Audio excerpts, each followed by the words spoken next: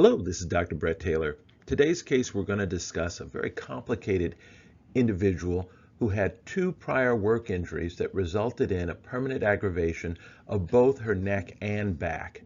This individual had pre-existing pathology in the neck and back. However, based on a reasonable degree of medical certainty, I felt that the mechanism of injury resulted in a permanent aggravation of her condition, resulting in her symptomatology.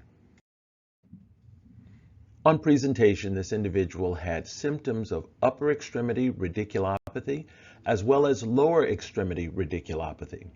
She was diagnosed with congenital stenosis, and her congenital stenosis in the cervical and lumbar spine were permanently aggravated by her two work injuries. Her advanced diagnostic imaging confirmed the diagnoses of congenital stenosis in the cervical and lumbar spine. She was diagnosed with tandem spinal stenosis.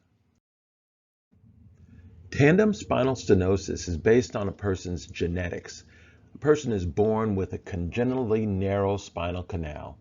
Now, having a congenitally narrow spinal canal predisposes the individual to develop symptomatic nerve compression, even related to minor trauma.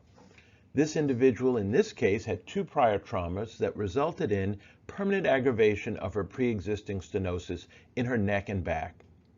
After an attempt at non-operative treatment, which she failed, this individual chose to pursue surgical management. The surgical management included both a cervical and lumbar surgical procedure to decompress the nerves and stabilize her spine. The first surgery was an anterior cervical fusion. After a brief period of recovery, she underwent a delayed staged anterior-posterior lumbar surgery. She had excellent outcomes with a 42-point improvement in both her neck and ossuary disability index compared to her preoperative scores. Thank you very much. I hope you found this presentation informative. If you have additional questions, please contact my staff.